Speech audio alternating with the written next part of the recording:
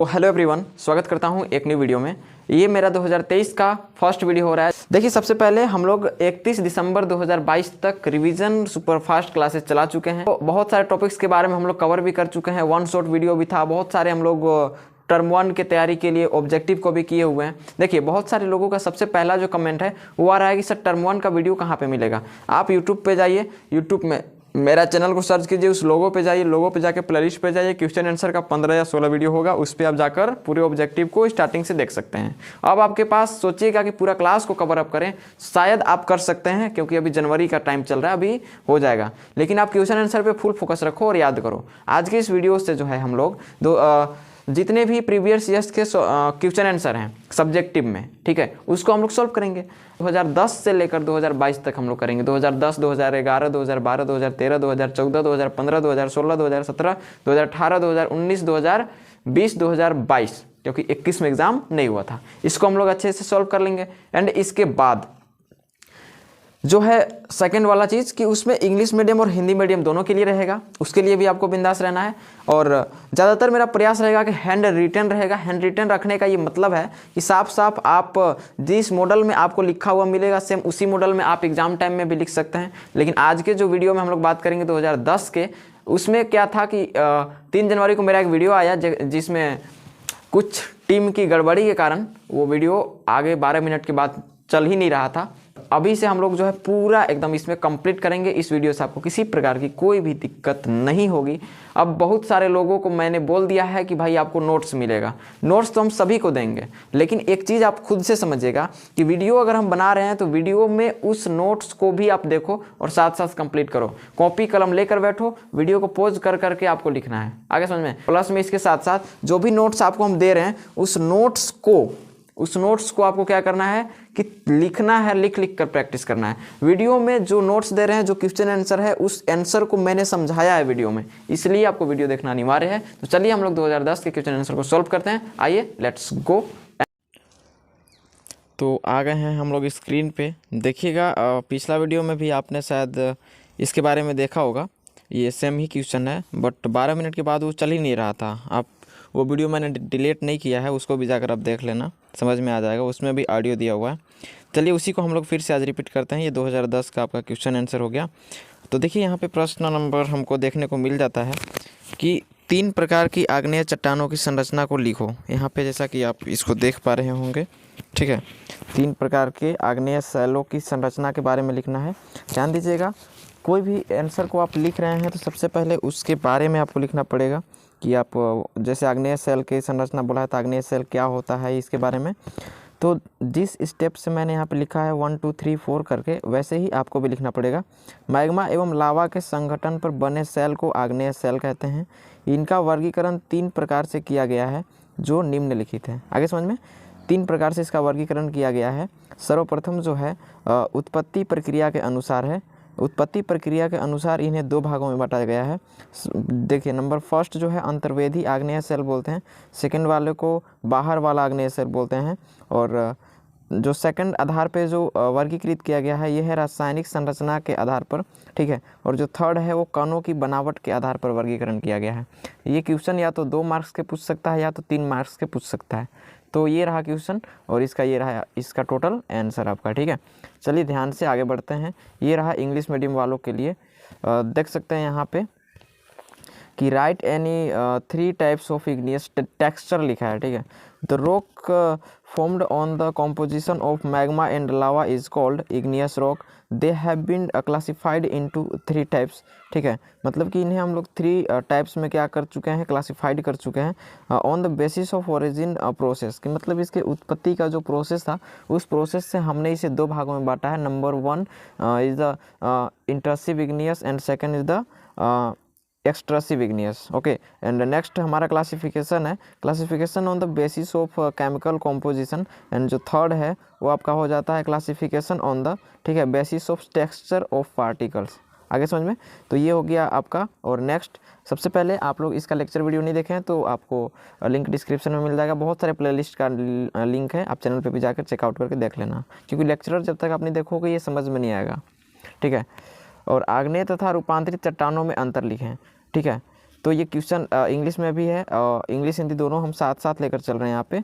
सबसे पहले आप समझ लो आग्नेय सेल और रूपांतरित सेल। रूपांतरित को ही हम लोग कयांतरित सेल भी बोलते हैं। बढ़िए आगे उत्तर की ओर देखिए, ये स्टेप है आग्नेय तथा रूपांतरित सेलों में निम्नलिखित अंतर है। This is the step of the answer. आगे समझ में, तो ये हो गया आग्नेय सेल और इधर हो गया रूपांतरित सेल।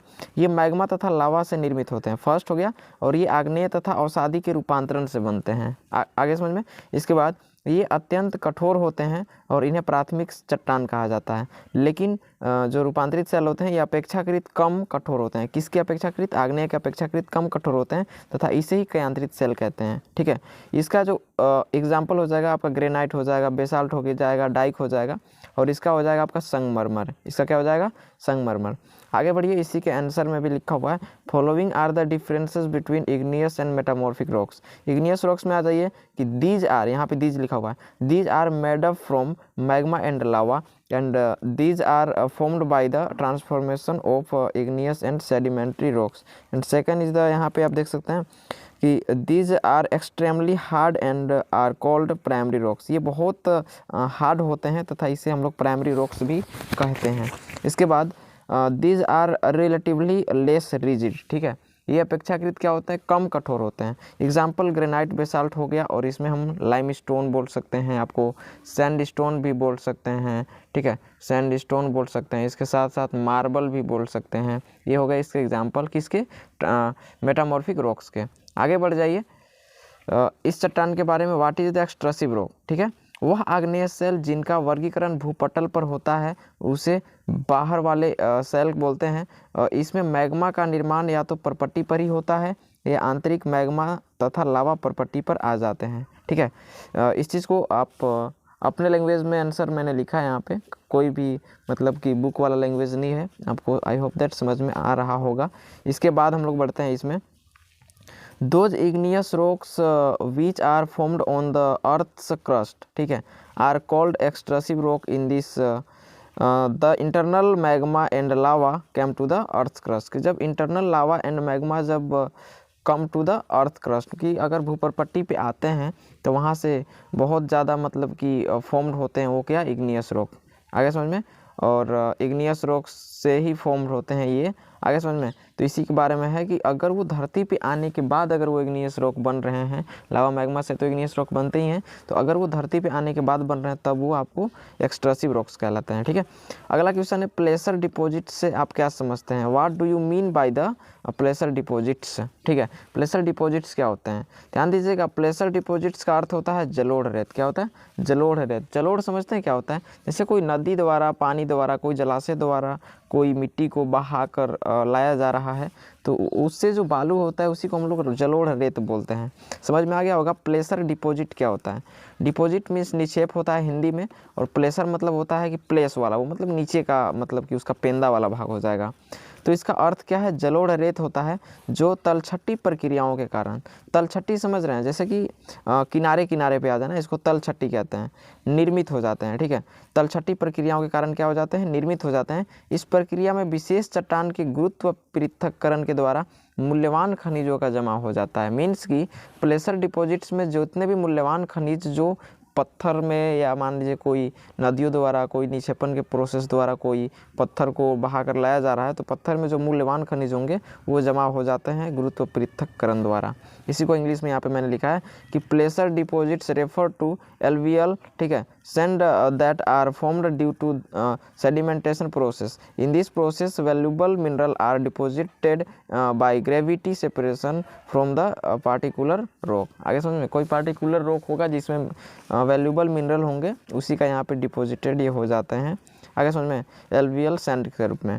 आगे ग्रेनाइट तथा बेसाल्ट चट्टानों में कौन कौन से खनिज है? हालांकि ये क्वेश्चन का उस समय 2010 वाले में वैल्यू था मात्र 2 मार्क्स, लेकिन अभी इसका थोड़ा वैल्यू बढ़ गया, 3 नंबर हो गया। ठीक है, तो इसमें हम उसी हिसाब से आंसर में लिखे हैं। ग्रेनाइट में आपका हॉर्नब्लैंड खनिज पाया जाता है, ग्रेनाइट पाया जाता है। ग्रेनाइट यहाँ पे हम लोग पत्थर वाला लिए हैं, यहाँ पे क्या लिए हैं? पत्थर, लेकिन यहाँ पे हम लोग ग्रेनाइट खनिज लिए हैं। ठीक है, इसके बाद मास्कावाइट हो गया, इस और बायोटाइट हो गया। आगे समझ में, ये ग्रेनाइट में पाए जाने वाले खनिज हैं, आप नोट करते चलो फटाफट से। इसके बाद बेसाल्ट, चुंबकीय लोहा, बेसाल्ट में क्या होता है, चुंबकीय लोहा जिसको मैग्नेटाइट कहते हैं, निकिल, तांबा, सीसा, जस्ता, क्रोमाइट, मैंगनीज, सोना, प्लेटिनम। सबसे पहले ये तो पाया गया बेसाल्ट में, लेकिन उससे पहले भी आप लोग एक चीज़ समझ जाओ कि भाई ग्रेनाइट के बारे में बता दीजिए और बेसाल्ट के बारे में बता दीजिए, ठीक है। जब अंतर्वेदी और बाहर वाला जो सेल था, मतलब इंट्रसिव एक्सट्रसिव, तो एक्सट्रसिव रॉक में आपका बेसाल्ट आ गया। ये क्या आ गया, एक्सट्रसिव में, कि अगर मैग्मा लावा बाहर आकर कोई पत्थर बना रहा है तो उसे हम लोग बेसाल्ट वाला कैटेगरी में लेते हैं। ग्रेनाइट भी पत्थर का ही रूप है, तो अगर ग्रेनाइट धरती के इंटरनल मतलब कि इंट्रसिव रॉक्स बना रहा है तो उसे हम लोग क्या बोल देंगे, ग्रेनाइट बोल देंगे। आगे समझ में। तो दो प्रकार का था, इसीलिए ग्रेनाइट बेसाल्ट दोनों भाई बहन जैसे होते हैं, एक ऊपर और एक नीचे। तो इसको भी कंप्लीट कर लीजिएगा। अगला बहुत झक्कास क्वेश्चन है, क्या ही बोले इसको, इंग्लिश में है। ग्रेनाइट रॉक्स यहाँ पे hornblende granite, muscovite, biotite. Basalt rocks में है magnetite, nickel, copper, lead, zinc, chromite, manganese, gold and platinum. ये तो बहुत ईजी है, इसको लिख लीजिएगा इंग्लिश में भी। इसके बाद है रूपांतरित चट्टानों के संबंध को लिखें, कि रूपांतरित जो सेल होते हैं, रूपांतरित सेलों को ही हम लोग कयांतरित सेल भी बोलते हैं और इंग्लिश में मेटामॉर्फिक बोलते हैं। संबंध को लिखिए। कभी कभी ये जो क्वेश्चन है ना घुमा घुमा कर पूछ देता है, और कल का वीडियो में इसी जगह से वीडियो चलना बंद हो गया था, ध्यान दीजिएगा। रूपांतरित चट्टानों के संबंध में लिखो और परिभाषा लिखो। ये परिभाषा नहीं पूछ लेता उस समय, हम अपने से ये बोल रहे हैं, ठीक है। क्योंकि यहाँ पे इंग्लिश में इसी क्वेश्चन को देखिए क्या बोला है, right notes on metamorphic rock structure. Metamorphic structures के बारे में थोड़ा लिख देना है, ठीक है। तो इसके बारे में चलिए डिटेल से देख लेते हैं। रूपांतरित सेलों को ही कयांतरित सेल कहा जाता है। रूपांतरित अर्थात चेंज इन फॉर्म, रूप में परिवर्तन होता है। ये आग्नेय तथा अवसादी सेलों में ताप एवं दाब के कारण हुई कयांतरण द्वारा निर्मित होते हैं, ठीक है। रूपांतरित चट्टानों का संबंध जो होता है, संबंध के बारे में चलिए बात कर लेते हैं, जो कि संबंध इसका दोनों सेलों से होता है। जैसे कि परतदार चट्टान, परतदार को ही हम लोग अवसादी भी बोलते हैं, तो अवसादी से आपका कयांतरित बन जाता है। इसके बाद आग्नेय से रूपांतरित बन जाता है। रूपांतरित कयांतरित सब एक ही चीज़ है दोनों ये, ठीक है। तो यहाँ पे हम सबके बारे में नहीं लिखेंगे कि कैसे कैसे होता है, बिकॉज ये 2-3 नंबर का क्वेश्चन है। इसमें हम लोग संगमरमर एग्जाम्पल दे देंगे कि परतदार से कयांतरित संगमरमर, जिसको मार्बल कहते हैं। आग्नेय से रूपांतरित आपका स्लेट बन गया, आगे समझ में, जो हम लोग बचपन में पढ़ने के लिए यूज़ किया करते थे। इसके बाद आगे बढ़ जाइए तो आपको मिल जाएगा यहाँ पे इंग्लिश में, transform means change in form होता है। They are formed by metamorphism caused by heat and pressure in the igneous and sedimentary rocks. आगे समझ में, इस चीज़ को आप भी नोट कर लो इंग्लिश मीडियम। इसके बाद इसका संबंध के बारे में बात कर लेते हैं, एसोसिएशन के बारे में। Association of metamorphic rocks, metamorphic rock from sedimentary rock, कि मतलब सेडिमेंट्री से मेटामॉर्फिक ये कैसे बना। लाइमस्टोन हो गया, सैंडस्टोन हो गया, मार्बल हो गया, ये सब चीज़ एग्जांपल चले जाएंगे। Metamorphic rock from igneous rock, अब इग्नियस से मेटामॉर्फिक कैसे बना, तो स्लेट इत्यादि, ठीक है। जिसको टाइल कहते हैं, एक टाइल जो कि भवन के फर्श बनाने में, अपने रूम कमरा के फर्श बनाने में हम लोग यूज़ करते हैं, वो भी आ जाएगा आपका metamorphic rock from igneous rock में, ठीक है। आगे बहुत झकास क्वेश्चन है, आप अपने समझ से भी इसका आंसर अच्छे से दे सकते हैं कि जीवाश्म संरक्षण से क्या समझते हैं। What do you mean by the preservation of fossils. यहाँ पे आप कंजर्वेशन भी बोल सकते हैं, कोई दिक्कत नहीं है। सबसे पहले समझो जीवाश्म क्या है। जीवों के अवशेषों को जीवाश्म कहते हैं, जो हजारों तथा लाखों वर्ष तक जमीन के अंदर दबकर ताप एवं दाब के कारण निर्मित होते हैं। इनका निर्माण है अभी वर्तमान में बिल्कुल नहीं हो रहा है, लेकिन इसका उपयोग औद्योगिक तरीके से काफ़ी हो रहा है। जीवाश्म एक सीमित समय तक ही हैं, आगे समझ में, जीवाश्म एक सीमित समय तक ही हैं, फिर ये समाप्त हो जाएंगे। इनका निर्माण में काफ़ी समय लगता है, अतः इसका संरक्षण आवश्यक है।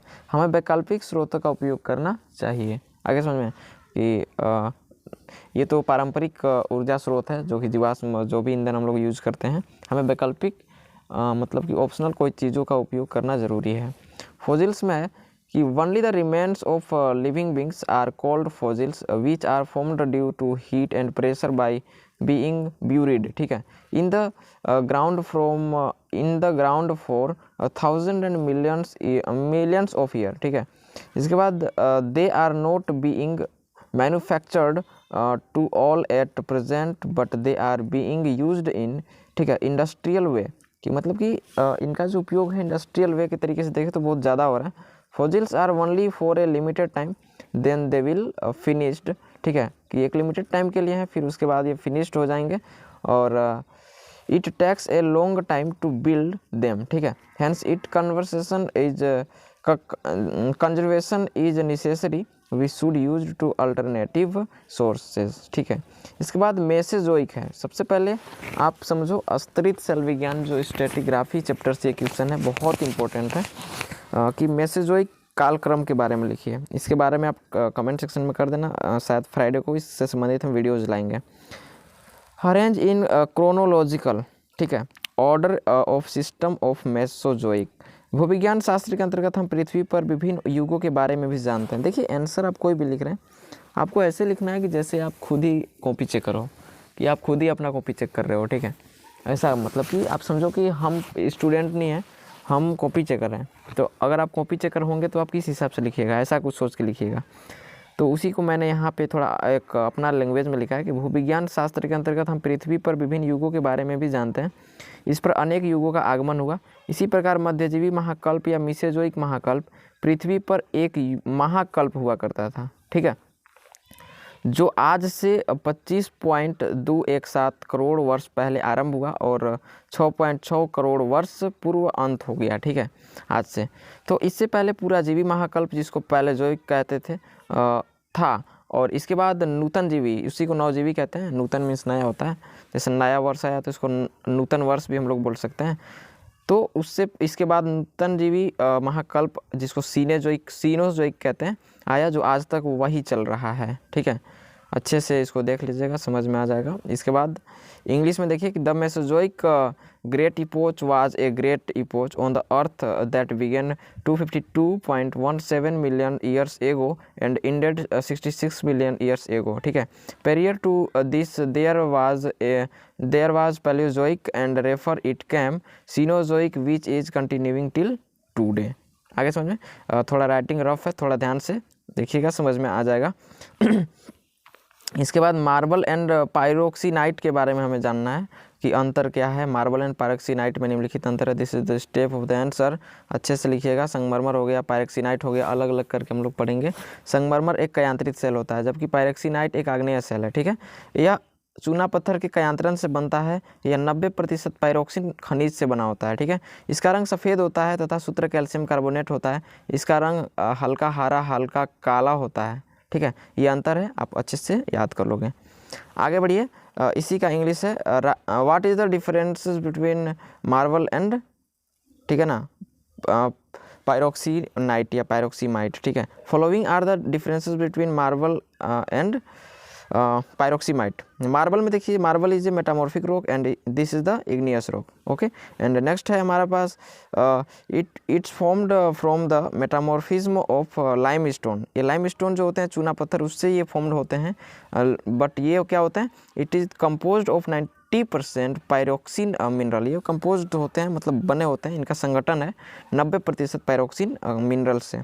Its colour is white and it's formula is क्या है, calcium carbonate CaCO3, but this is the colour, its colour is light green and lightly black etcetera. आगे समझ में। अब तांबा अयस्क के बारे में झारखंड में बात कर लेते हैं। कहाँ कहाँ पे झारखंड में किस जगह में तांबा अयस्क पाया जाता है। देखिए क्वेश्चन वह हमेशा उल्ट पटांग पूछता है। यहाँ पे क्या पूछा है कि झारखंड राज्य में किस जगह में तांबा अयस्क पाया जाता है, लेकिन इंग्लिश में उसी को देखिए क्या पूछ दिया है, नेम एनी 2 कॉपर ओर्स। ठीक है, where do you get copper ores in Jharkhand state. यहाँ पे और पूछ दिया अलग। तो जो इंग्लिश मीडियम वाले, जो ज़्यादा इंग्लिश मीडियम का जिद करते हैं ना, उनको ये समझने में दिक्कत हो जाएगा। इंग्लिश में कुछ और पूछ दिया, हिंदी वाले को कुछ और पूछ दिया। कॉपी चेकर अगर इंग्लिश हिंदी दोनों नहीं मिला तो फिर दिक्कत हो जाएगा। तो इसीलिए मैंने दोनों के लिख दिया है। अयस्क चाल्कोपाइराइट हो गया, मेलाकाइट हो गया। क्षेत्र सरायकेला तथा पूर्वी सिंहभूम हो गया, और chalcopyrite, malachite area Saraikela and east Singhbhum. ठीक है, तो आई होप दैट समझ में आ गया होगा। सभी चीज़ों के बारे में हम लिख दिए हैं। प्लीज़ नोट्स के लिए हमें परेशान ना करें, वीडियोज़ को पॉज कर करके आप ज़्यादा से ज़्यादा नोट्स लिखने का प्रयास करें। चलिए ठीक है, मिलते हैं किसी न्यू वीडियो में अगले लेक्चर के साथ। तब तक के लिए जय हिंद।